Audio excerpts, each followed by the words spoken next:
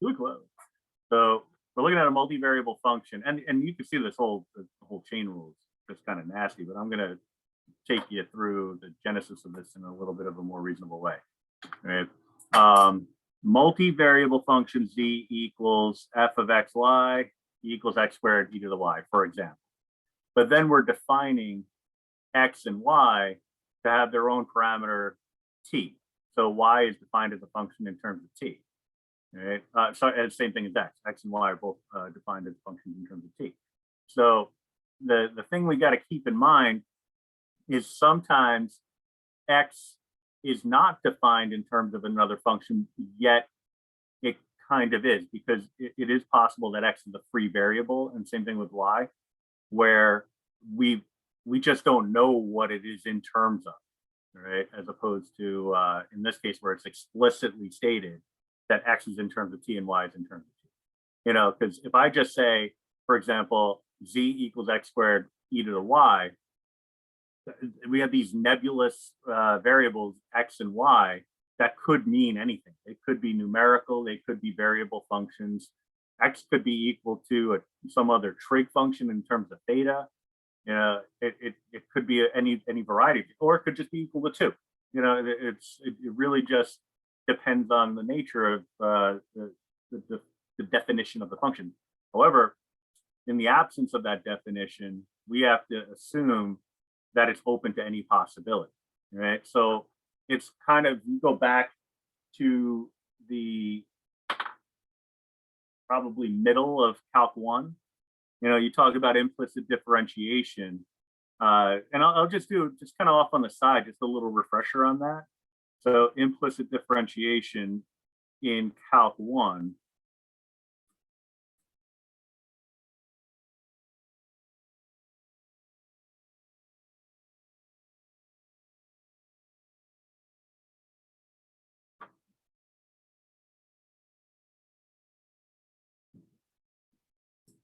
And so implicit differentiation from Calc 1, you could have a function that's defined in terms of x and y. So maybe you have something like f of x comma y equals 0. All right. And so the way you handled that, if you had something like, and maybe it wasn't equal to 0, maybe it was equal to a, you know, but I'm going to go with the case where it's equal to 0, just keep it simple. All right.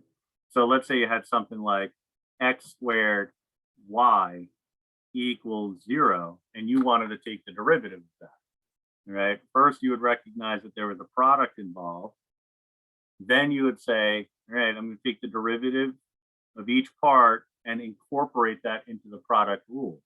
So I have my first function, x squared, multiplied by the derivative of my second function. If I'm assuming that I'm taking the derivative with respect to x, so that was typical in Calc 1, find dy dx, I would be saying, okay, well, I'm going to take the derivative of my second function, y. Okay, I don't know what y is, except to try to define it in terms of x, which I really can't do in this context, because what am I going to really do except for divide both sides by x squared? I would lose a variable in the process. So the only thing I could really say is, all right, what I'm going to do is take the derivative of y with respect to x. So how do I write that? Well, I would write it as saying I'm taking the derivative of that y with respect to x. So I'd say d dx of y. Then I would move on to, you know, because again, it's product rule. So plus the second function, the y, times the derivative of the first. Now, the derivative of the first would be the derivative of that x squared function. So d dx of the x squared. And the whole thing would be equal to 0, because the derivative with respect to x of 0 would be equal to 0. Right? So what you get out of this would be x squared dy dx plus y times the derivative of x squared with respect to x. Now, the issue that you kind of run into here is, and it's really kind of the assumption that you make in Calc 1 that we can no longer afford to make, and that is that x is just the linear function y equals x. So x is defined as x. So when I take the derivative of x squared, it just became 2x to the first. But what we're looking at here is the potential for the x value to be representative of some other function. And that other function, like I said, could be a trig function, could be some other parametric, parameter t, parameter s. We've investigated all those. So we would have to apply the chain rule to this and say that we're looking at the derivative of x squared as 2 times the function x to the first times the derivative of that inner function, which is x defined as something else that we don't know, dx would be the result of that. And on the right-hand side, that's equal to 0. But we can no longer say that this dx is just out of hand, a simple matter of saying that that's equal to 0. I'm sorry, 1.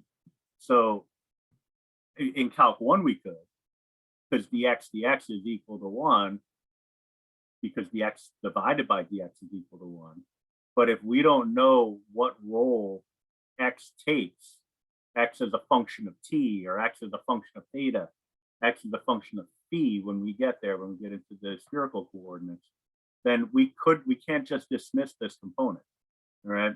So this is sort of the foundation behind what we're going to do with the chain rule, all right? Now, again, just back in Calc 1, you would take what we just did there and solve it for dy dx and call it a day, all right? That's beyond what we need to do. Well, I'd say tangential to what we need to do, all right, here. So when I say let z equal x squared e to the y, where x is equal to t squared minus 1 and y is equal to sine of t, I have to take note of what the original question is asking me to do. It's asking me to find, and this is much darker highlighted than I want, to find the derivative of the z function in terms of t, all right?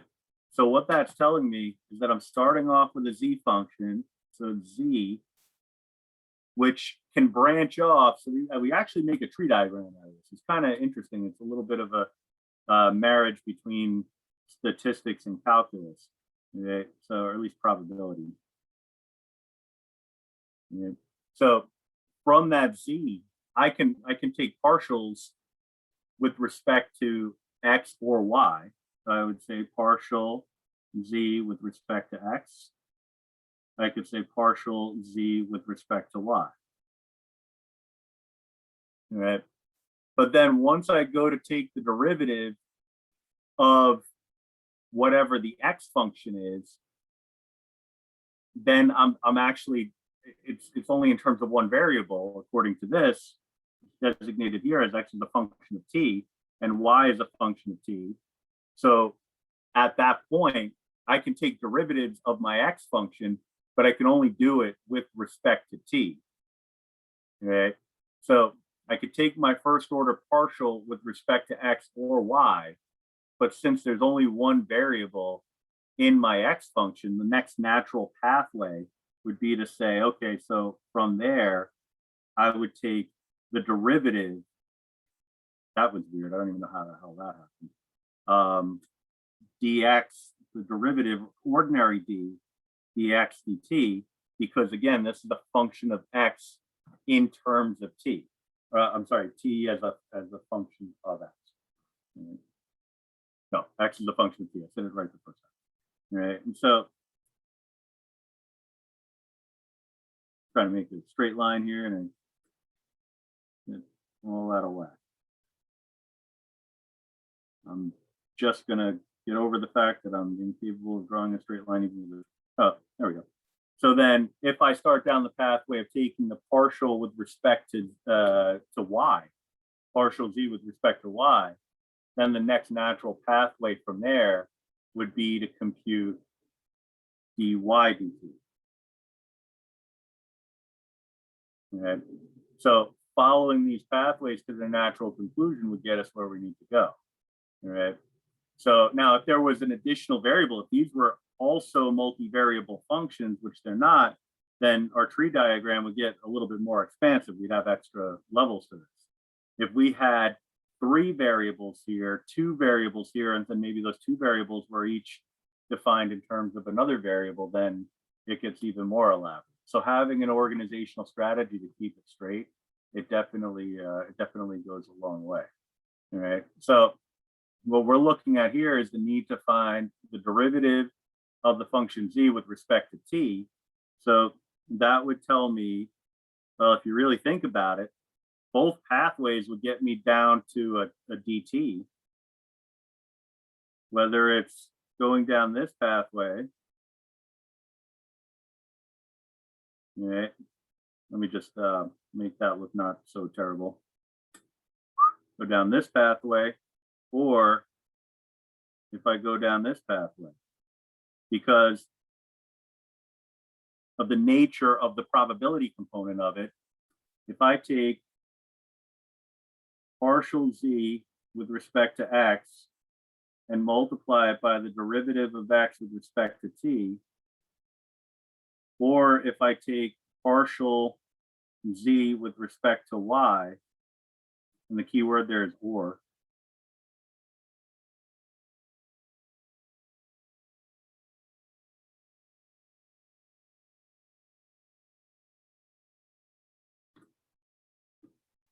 either way gets me to a d or partial z with respect to t. Okay. So a little word on notation here. So this is really, it's kind of strange, because in this context we could actually think of the partial derivatives and the ordinary derivatives as having the same context, because what we're looking at is really the ordinary derivative, you know, your regular dy dx is a subset of a partial derivative.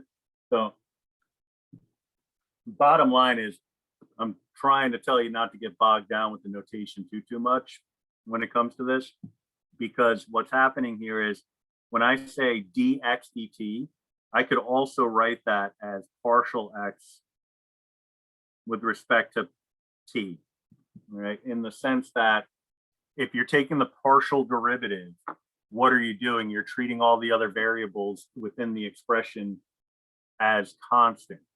So what I'm saying here is, well, there are no other variables within the expression, so I no longer need to worry about keeping that constant. But these two things would be interpreted the same way, right? So we can always simplify down our notation from a partial derivative notation as long as it's a function of one variable, right? So it's the same because it's of one variable.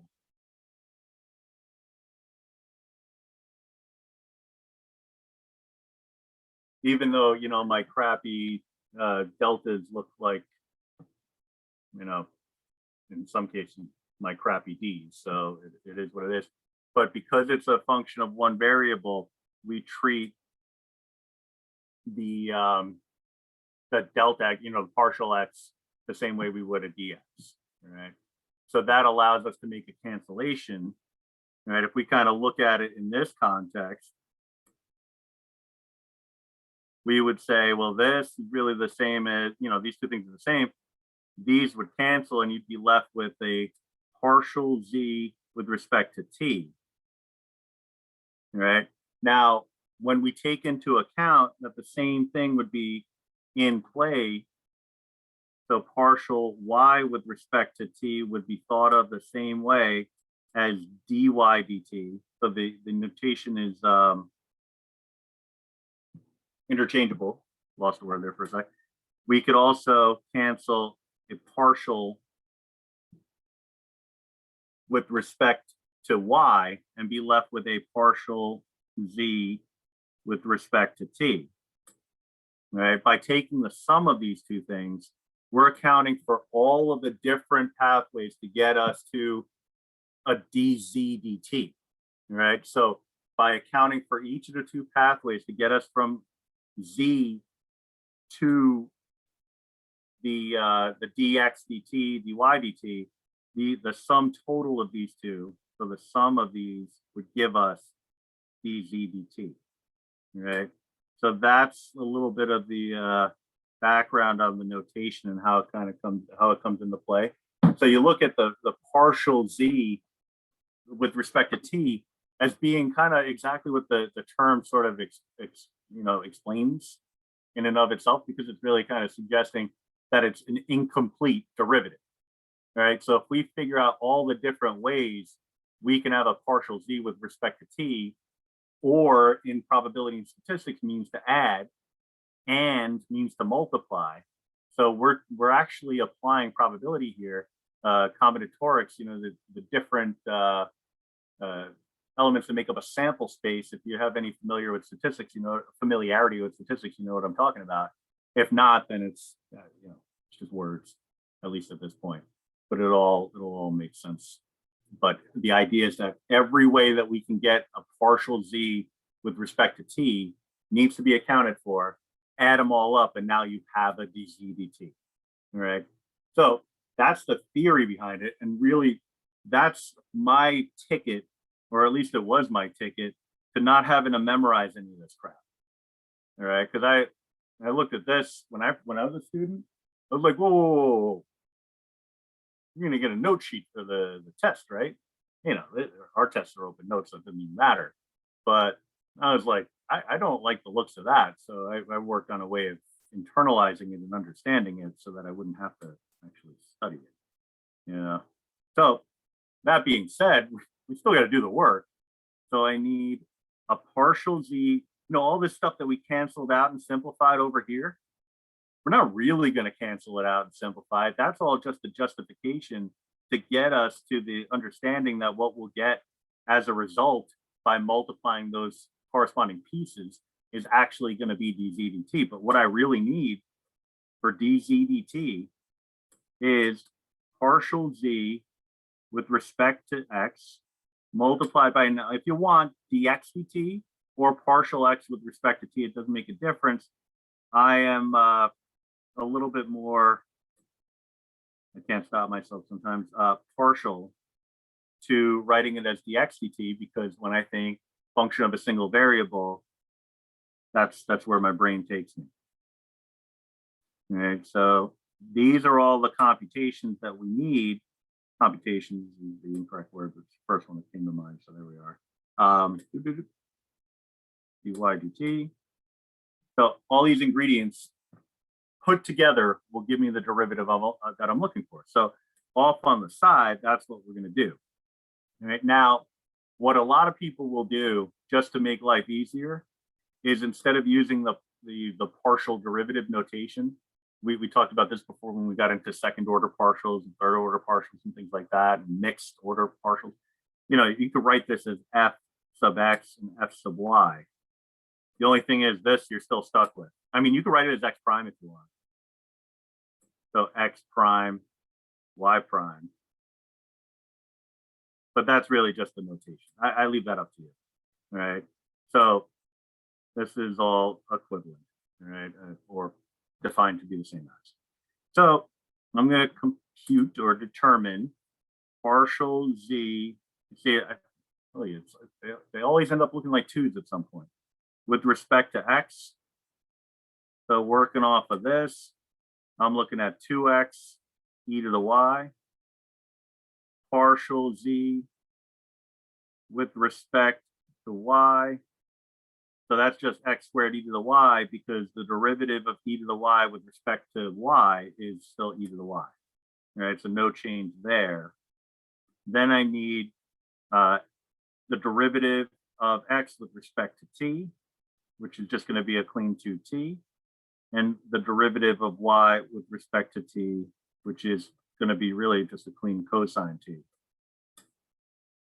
So it's actually a fairly clean looking problem here, right? Because it's these ingredients together. So dz dt is going to be partial z with respect to x times 2t plus partial z with respect to y times cosine of t.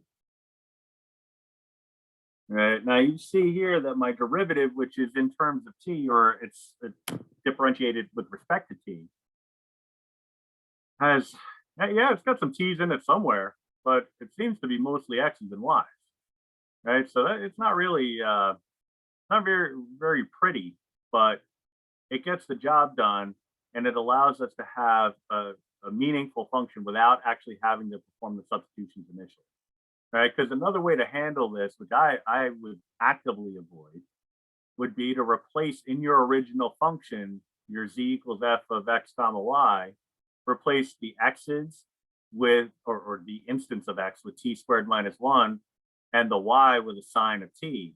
So it would be t squared minus 1 squared times e to the sine of t. And then you would have a single variable function, f of t or z of t if you want, which you can take the derivative of using product rule and old Calc 1 stuff. But we don't want to do that because, one, we don't want to lose the multivariable aspect of it, but also there's really no need for it, right? Because we could always do the substitutions later on, right, numerically. Right, so that was page 49. I'm actually going to stop the recording here because it's actually a pretty clean recording.